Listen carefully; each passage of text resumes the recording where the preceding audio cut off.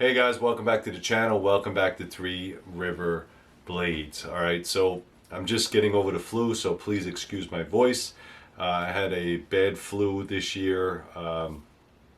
Typically around this season, January, February, March, I always get sick, and I just got it early this year, so I'm still suffering a little bit. Went to the doctor, got some meds, but I wound up getting an ear infection. It's this whole big mess. Anyway, we're still going to continue on. So today's shop talk is going to be about belts.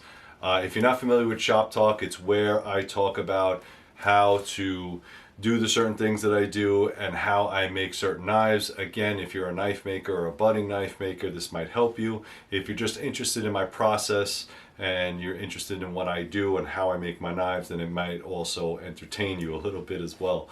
So again, nothing real crazy here, just going to talk a little bit about what I do, how I do it, that kind of thing, and it's going to become a series of shop talk with Three River Blades. So make sure you check out the other two episodes that I already have, episode 1 and episode 2. Today we're going to talk about belts, and let me just dive into this real quick. So the belts where I purchase my belts is Super Grit. You can purchase your belts from any manufacturer. There are plenty of them out there. I'll also drop a link down below. Super Grit typically gets them to me relatively quick, which I like.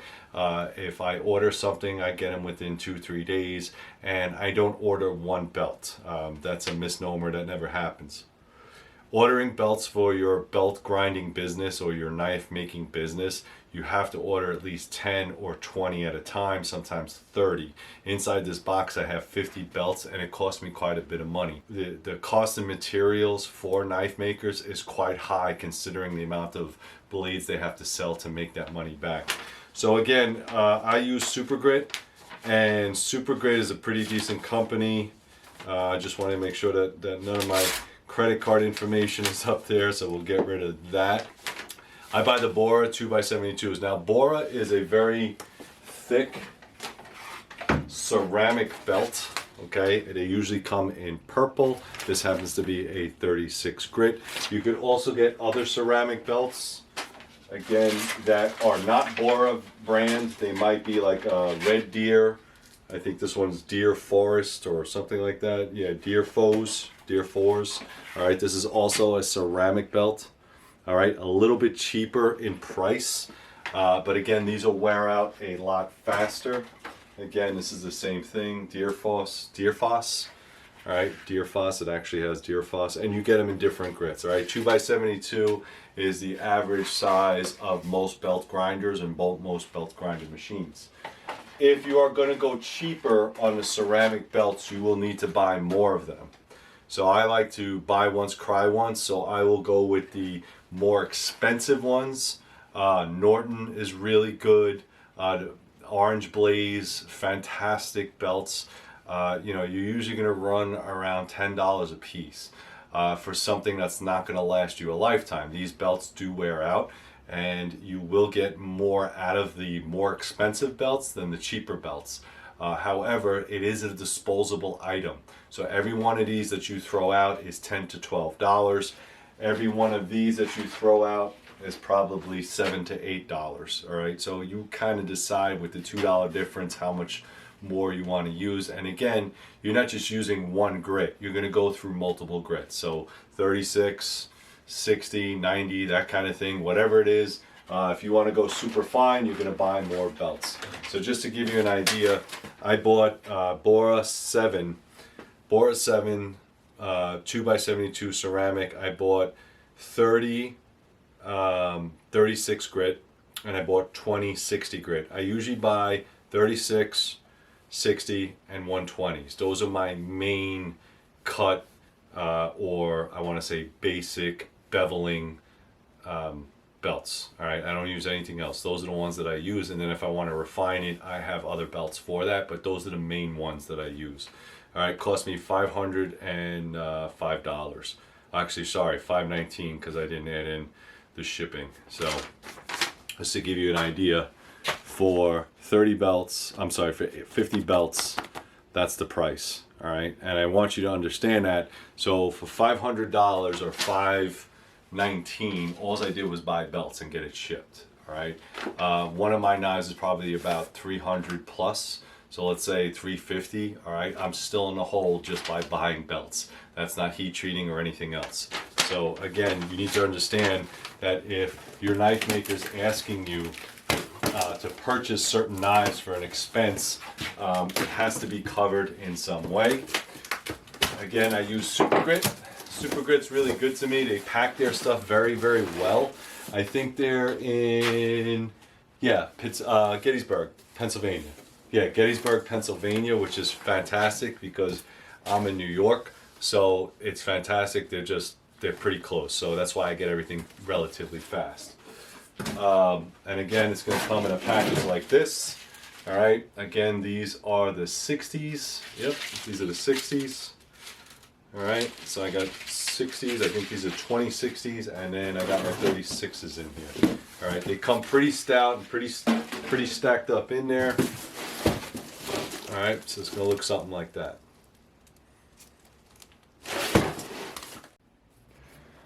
All right, guys, so what I have here is basically how I set up all my belt rack. Now, you don't have to have anything this fancy, but it's not really hard to make. What it is a 2x4 and regular run-of-the-mill garden hooks or tool hooks that you can get at your local hardware store. I try to keep all my belts as far as grits go in the same area. So I know these are my 36 grit. I'm not going to mess that up. You can actually feel for it. You know that it's the most amount of belts that I'm going to use is my 36 grit, especially when I'm starting on new knives.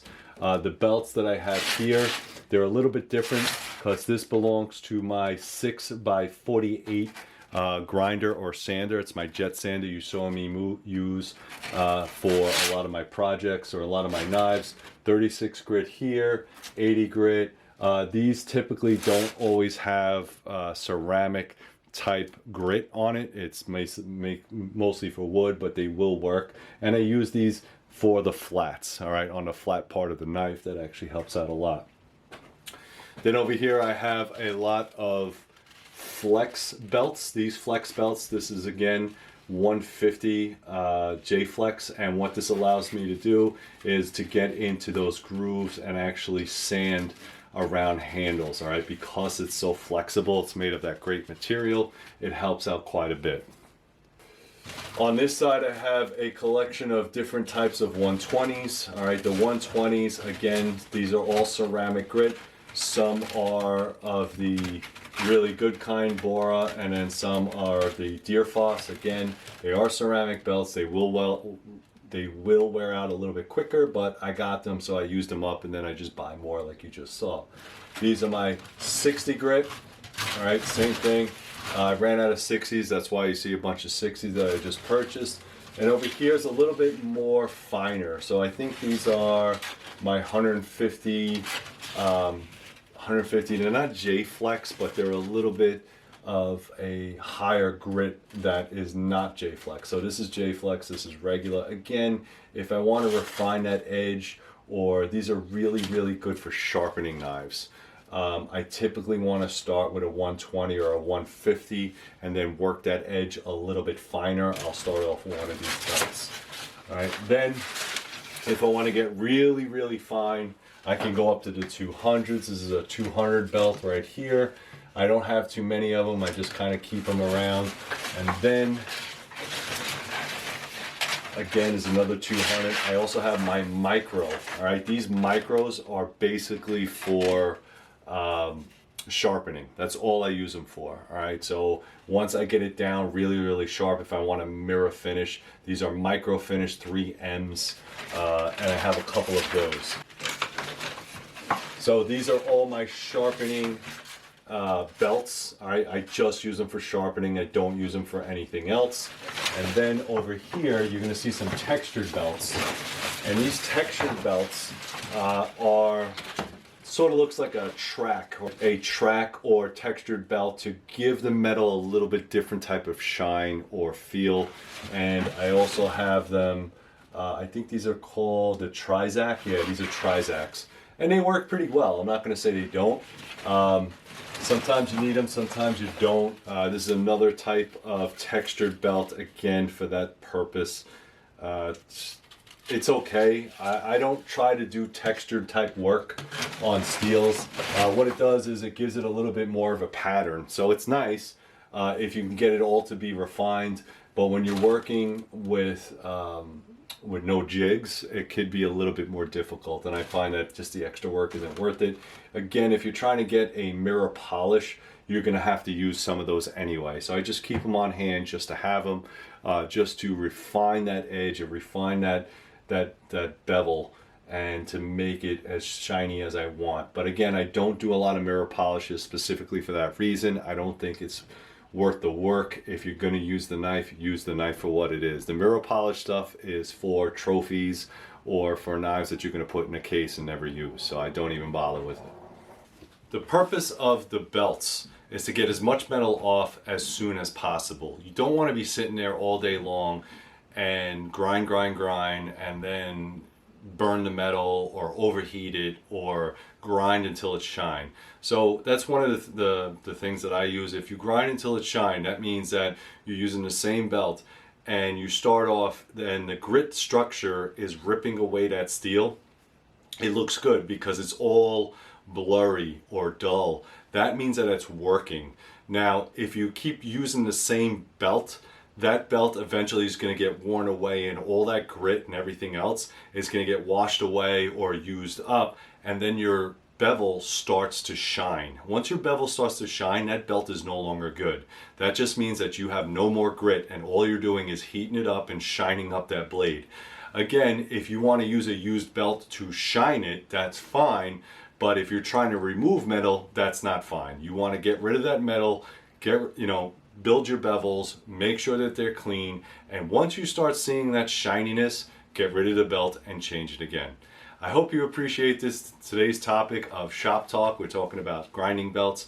Thank you very much, guys. As you know, this is a solo owned business. All right, I am the sole proprietor of Three River Blades. So if you purchase from me, thank you very much. I know there's always going to be a wait, but I really do appreciate it. Please go to threeriverblades.com. I finally got all my blade blanks back, so you will see pictures up there, and I will update as the orders start to pour in. Thank you very much, guys. Please go to Patreon, become a Patreon member, like, subscribe, share, do all that great stuff, and as always, keep grinding.